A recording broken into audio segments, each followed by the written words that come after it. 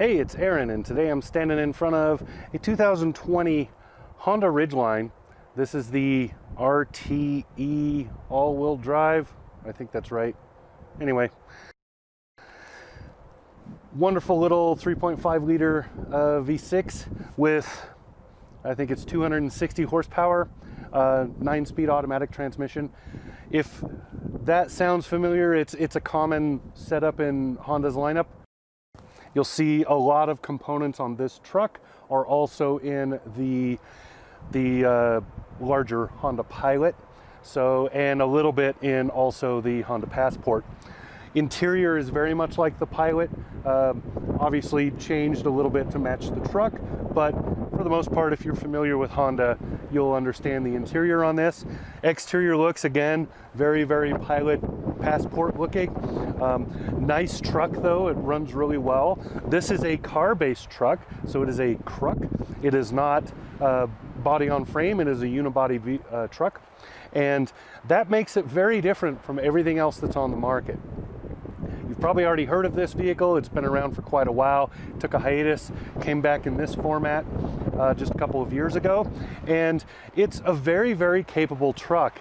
If you don't need serious off-road, if you don't need to think you're going to tow some giant thing with your little mid-sized truck or whatever, this is a perfect choice. It's got plenty of cargo back there. It's got lots of smart little ergonomics. I'll show some of that to you.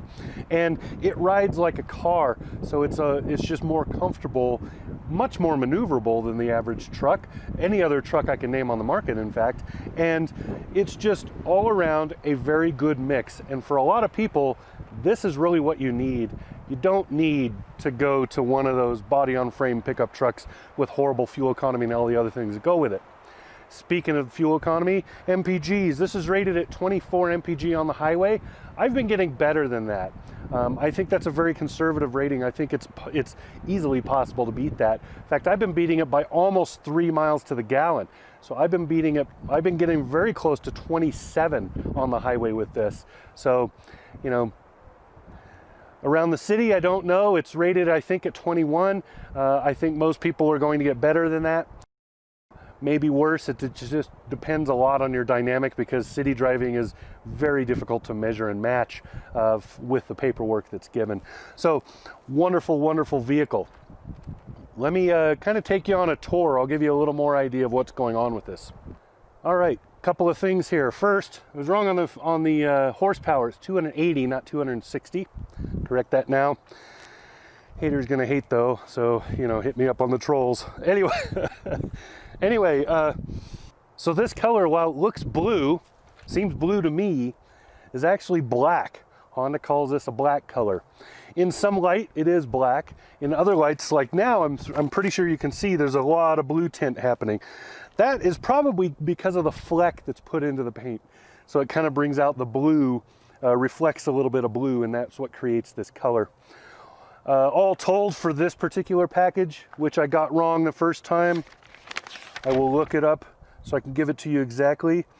RTL-E. That's the model. Huh. Crystal black is the official color name. I'm looking at the cheat sheet here. Looking at about $43,000 with delivery on this, a little over that, give or take. For this package, this has no add-ons, so this package, that price. You can get this cheaper than that, obviously, very much cheaper. I think the cheapest version of this is somewhere in the low 30s, so like 33, 34, something like that, for the base model of this.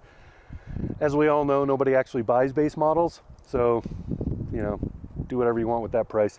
I really like the wheels. Again, you'll see a lot of Honda Pilot going on. There's your wheels. I like the back seats. You probably can't see from that angle, but the back seat is a decent size. It is adult friendly, as long as those adults aren't too big and tall, versus the people up front.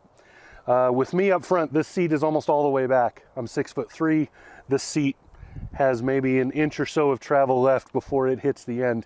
So there's not a whole lot of legroom on this side. There's maybe this much. But my kids are having no problem getting in and out of this and being in there. And again, I've sat in the back. I can sit. So as long as the person up front isn't too tall, you can get tall people in the back too. Headroom is wonderful in this. Now I want to show you some stuff with the cargo area, because for a truck, that's where it's at. But for right now, there you go. Let's make a move. Check out my new shirt. You like my new shirt? It's pretty sweet. All right, so here we are at the working portion of the truck. This is the Honda Ridgeline's tailgate. So you can see it opens like any other tailgate does, pops down. It is not soft open, note that.